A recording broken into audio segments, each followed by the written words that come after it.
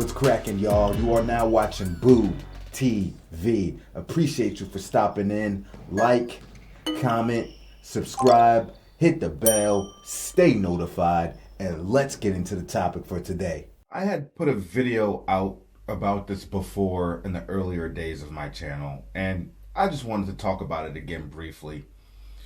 With a little more detail I probably didn't provide. I can't remember.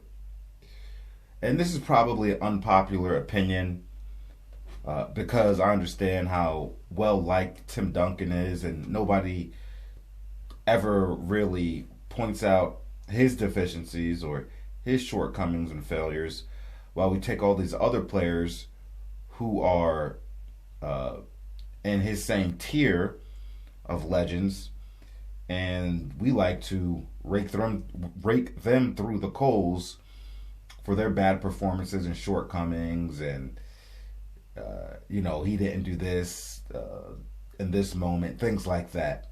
And Tim Duncan never gets mentioned, right? For example, we'll take LeBron James, for example. Oh, LeBron James, he did this, that. Oh, yeah, but he developed super teams. He monopolized the board. He changed the competitive balance, especially in his weak Eastern Conference, which is all true. But this is something you would bring up. Michael Jordan. He was losing all the time in the 80s.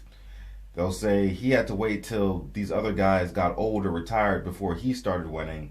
And even then, the 90s era was much weaker, so he was able to do what he was able to do. It's not as impressive as what Bird and Magic did in the 80s.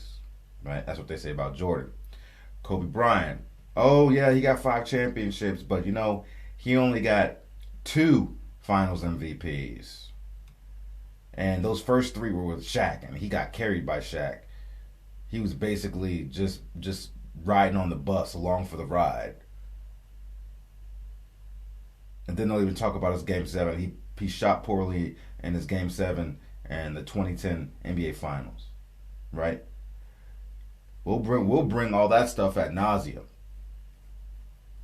when we talk about these other players in Tim Duncan's tier. But no one ever says anything about Tim Duncan. It's always, the greatest power forward of all time. I won't argue that. But it's like, 5 championships. He has 5 championships. 5 championships. Okay, but you guys never talk about how he only has 3 finals MVPs. No one ever talks about that. But with somebody like Kobe, you'll bring up the fact that he didn't get finals MVP. Let's start with the 2007 NBA Finals. San Antonio Spurs against the Cleveland Cavaliers. Spurs end up winning a championship in a 4-game sweep. And a handful of those games were actually pretty close. All right? Tim Duncan was still in his prime and arguably, no, not even arguably, one of the best players in the league at the time. All right? But he had a bad final series, especially by Tim Duncan standards. In the 2007 NBA Finals, Duncan put up 18, 11, and 3 on 44% shooting, which for a swing player, not going to make a big deal about that in that era of basketball. That was more or less normal. But for a power forward / center, 44% shooting is not good at all. Now, his defense was very solid in that series. But offensively, he did not carry the load and he did not show up. Zydrunas Ilgauskas and Drew Gooden did an excellent job at containing Tim Duncan that series. Meanwhile, Tony Parker ended up getting Finals MVP as he led the team with 24, 5, and 3 on 56% shooting. Now, Tony Parker isn't anywhere near Tim Duncan's level. Okay? That is the equivalent of Tony Kukoc getting one of those Finals MVPs instead of Jordan, or Lamar Odom getting one of those 2 Finals MVPs over Kobe, or even, say, Chris Bosh getting Finals MVP over LeBron James. Chris Bosh to a lesser degree. I understand his numbers were severely affected by the role he was playing, so I get that. Probably not the best example. But definitely Kukoc and Jordan and Lamar Odom and Kobe are good examples of that in comparison. Could you imagine how everybody would bring up the fact that Kukoc carried Jordan in one of those finals and Lamar Odom carried Kobe in one of those finals? They never let it down. You know, Shaq getting finals MVP over Kobe, well, that makes sense. Kobe was still one of the best players in the league, but Shaq was also and the most dominant player in the league at the time. So that makes sense. There's no shame in that. That was Superman and Batman. But Tony Parker ain't Superman and he ain't Batman. I'm just saying. But nobody ever mentions that with Tim Duncan. Or they say 5 championships, but anybody else, yeah, he got 5 championships, but he only got 2 finals MVPs. That's what they do with Kobe. And on top of that, after the Spurs won that series, I couldn't believe what came out of Tim Duncan's mouth. As a competitor, I just can't say this. I can't say this. After that series was over, the final buzzer goes off. Tim Duncan goes up to LeBron James and thanks him for allowing them to win another title.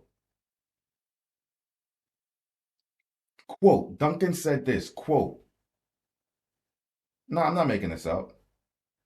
This is going to be your league in a little while, but I appreciate you giving us this year." What? No, I couldn't. I looked at Tim Duncan like, you chump. I can't believe you said that. I appreciate you for giving us this. No, we took that. You didn't give us nothing. LeBron James hadn't done anything in his career up to that point outside of getting to that finals. He hadn't even had 5 years in the league yet. I couldn't believe it. Now, let's fast forward. 2014 NBA Finals, right? Tim Duncan averaged 15, 10, and 2 on 56% shooting. And at that time, he was 38 years of age, and he played well. He absolutely played well, especially given his age. But he wasn't a driving force for that series. Hell, even Tony Parker got 18 points per game in that series, and he wasn't even Finals MVP. And Finals MVP went to Kawhi Leonard, who averaged 17, 6, and 2 on 60% shooting. And bear in mind, this wasn't Kawhi Leonard anywhere near his prime. That season they won the championship, Kawhi Leonard was good for 12 points per game. And then the year after that, he still didn't grow into his prime self. Year after that, he was good for 16 points per game. It wasn't until 3 years after getting that Finals MVP in 2014, 3 years later, that we finally see Kawhi Leonard become the Kawhi Leonard that we know today, averaging 25 points per game, amazing defense, and his first MVP caliber season for the San Antonio Spurs. Now, one thing they don't mention about this is that for one of Tim Duncan's championships, 2014, once again, he did not get Finals MVP, and this was Tim Duncan past his prime. He was no longer the driving force for that team as far as production goes. He wasn't anywhere close to his prime self. Yes, he could gather it in moments throughout the season, but obviously it wasn't a daily occurrence. Now, could you imagine if Jordan or Kobe or LeBron had got a championship at 38 years old, off their prime?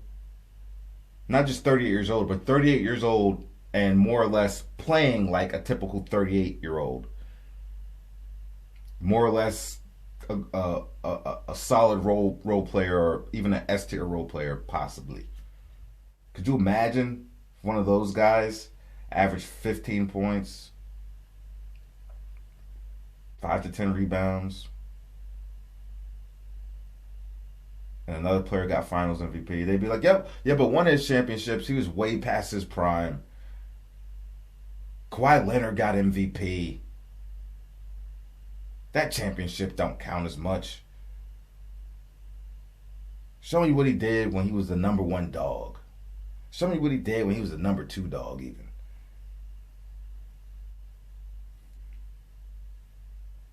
But nobody brings us up with Tim Duncan. But we see all these other players get eviscerated for similar things,